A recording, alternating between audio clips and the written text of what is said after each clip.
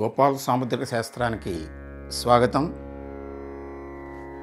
మనం సాముద్రిక శాస్త్ర అధ్యయనంలో భాగంగా అరచేతిలో రేఖల్లో హృదయ రేఖ, ఆత్మరేఖ, ద హార్ట్ లైన్ గురించి మనం అనేక విషయాలు చర్చించుకుంటూ మరికొన్ని కొత్త విషయాలని మనం తెలుసుకుందాం.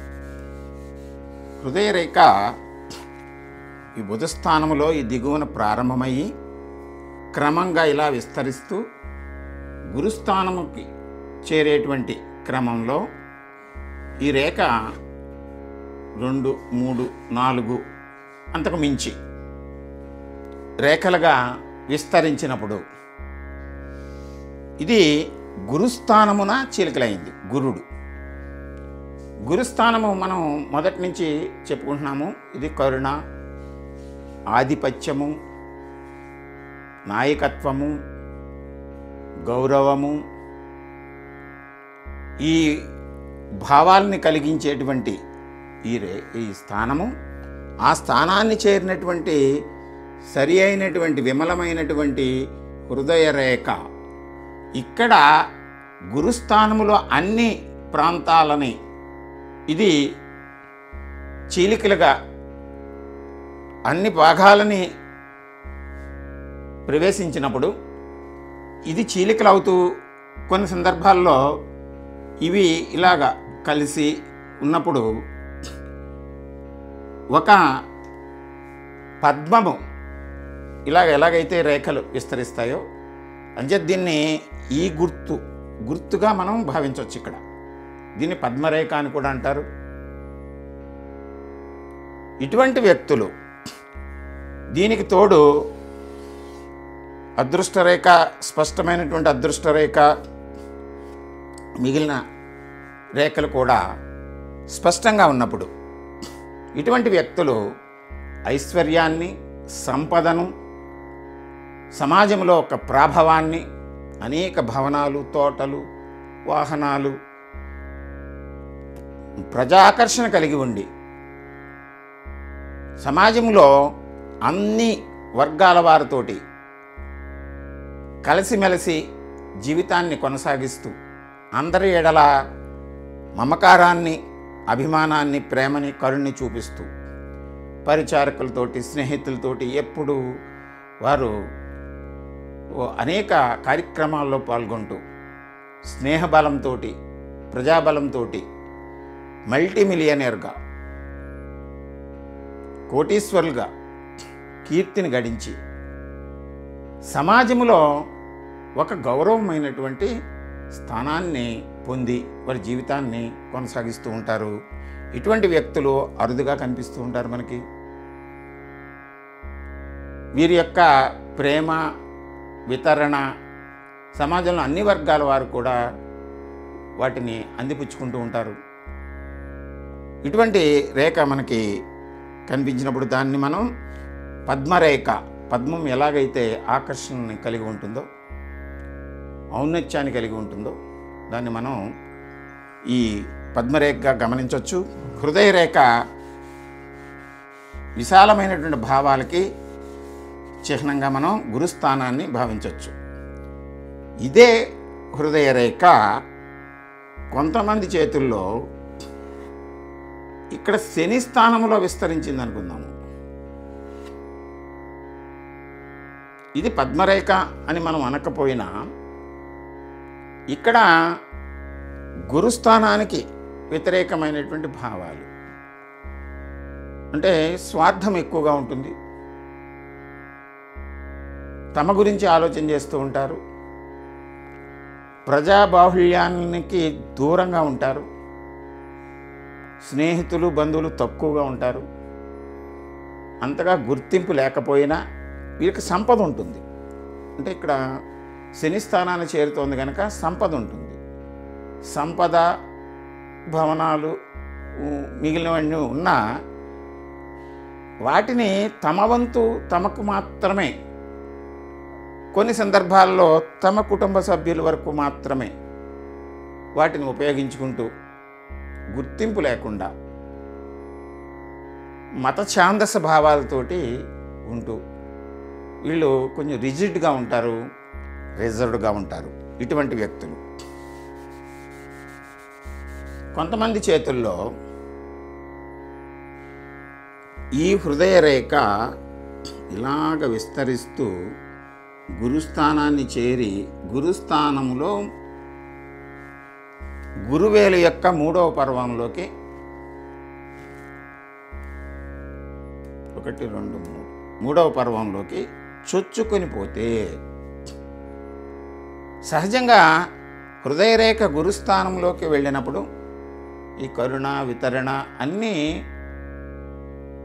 ఇక్కడ మనకి సహజంగా ఇది దాటి వెళ్ళినప్పుడు అవి విపరీతమయ్యి సహజ లక్షణాలన్నీ ఏవైతే గురుస్థానంలోకి చేరినప్పుడు హృదయరేఖ మనం కరుణ వితరణ, నిస్వార్థ చింతన, సమాజం ఎడల, బంధువుల ఎడల, స్నేహితుల ఎడల మమకారము ఇవన్నిటినీ మనం పేర్కొంటామో ఇవన్నిటినీ కోల్పోయి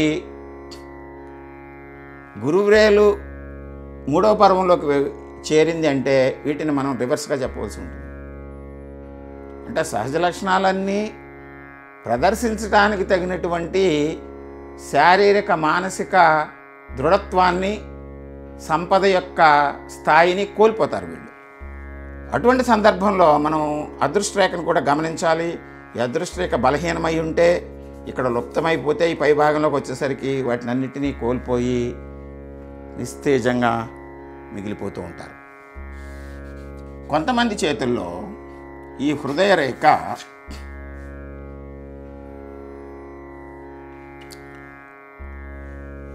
ఇలాగా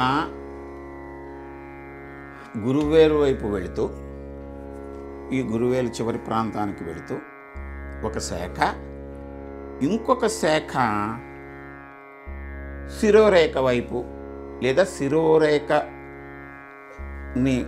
ఆనుకొని శిరోరేఖలో మిళితమవుతున్నట్లు కనిపిస్తే ఇటువంటి వ్యక్తులు సమాజం ఎడల, సంఘము ఎడల, స్నేహితులు బంధువుల ఎడల, ఇతరుల ఎడల అనేక కార్యక్రమాలు, అనేక వితరణలు చేయాలనేటువంటి ఆలోచనని ఆచరణలో లేకుండా వాటిని తమకు అనుకూలంగా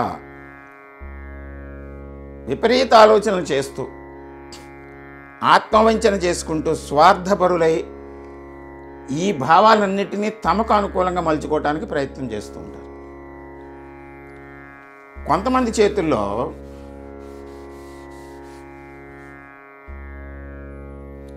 ఈ హృదయ రేఖ శని గురు వేల మధ్యకి చేరి, ఇంకొకటి దీంట్లో ఒక శాఖ గురువేలు మధ్యకి చేరినప్పుడు ఇది చాలా చక్కనైనటువంటి హృదయరేఖగా మనం పేర్కొనవచ్చు. ఇక్కడ తమకు, తమ భార్యాబిడ్డలకు, బంధువులకు, స్నేహితులకు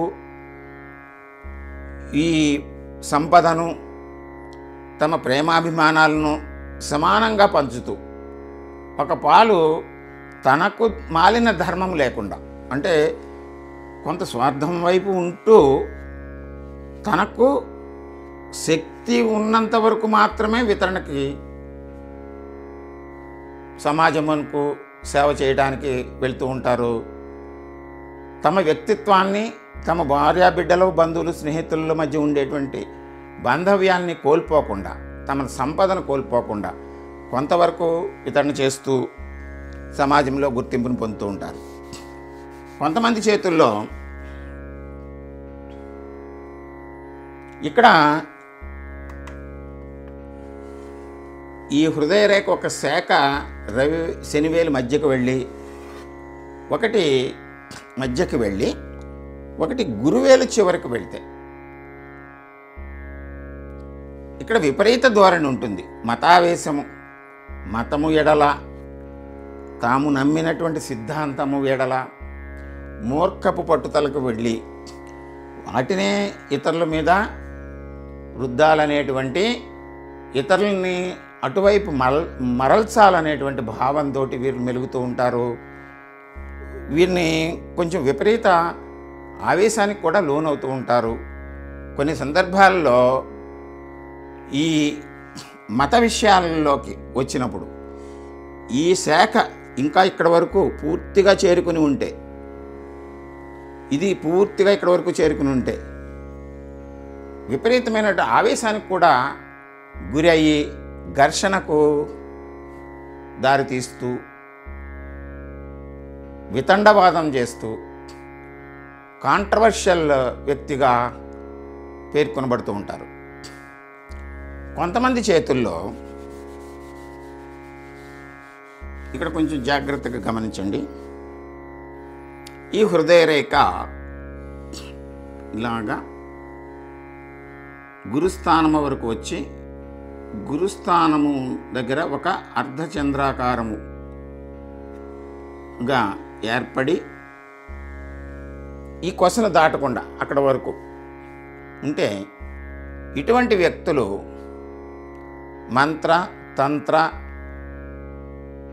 ఈ సమ్మోహనము అంటే హిప్నటిజము, సైకాలజీ, ఈ సైకియాట్రిక్ ట్రీట్మెంట్స్, తదుపరి ఈ తాంత్రికమైనటువంటి విధానాల్లో ఉండేటువంటి కొన్ని పూజలు, ఉపాసనలు ఇవన్నీ చేస్తూ అవి ఇతరులపై ప్రయోగించేటువంటి లక్షణాన్ని కలిగి ఉంటారు. ఇటువంటి భావాలు ఉన్నప్పుడు మనం జాగ్రత్తగా గమనించాలి. మిగిలిన రేఖలు ఏం చెప్తున్నాయో కూడా మనం ఇక్కడ వారి యొక్క తెలివితేటల్ని, వాడి యొక్క జీవన విధానాన్ని, వాడి యొక్క యోగాన్ని కూడా మనం గమనిస్తూ ఫలితాలని చెప్పవలసి ఉంటుంది.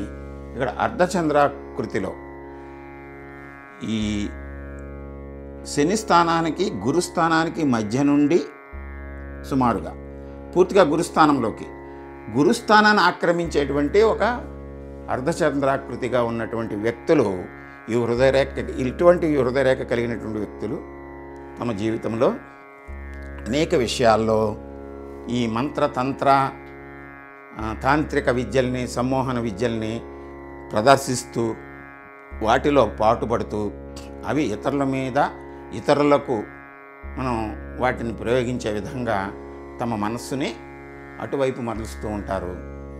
ఇటువంటి అనేక విషయాల్ని మనం జాగ్రత్తగా గమనిస్తూ ఉండాలి. వాటిని మిగిలినటువంటి రెండు చేతుల్లో కూడా మనం చూసి అన్వయం చేస్తూ ఉండాలి. ఈ మరికొన్ని విషయాలు హృదయరేఖ గురించి మరొక ఎపిసోడ్లో మళ్ళీ తెలుసుకుందాం. అంతవరకు గోపాల సాముద్రిక శాస్త్రాన్ని వీక్షించండి, సబ్స్క్రైబ్ చేయండి, షేర్ చేయండి. నమస్కారం.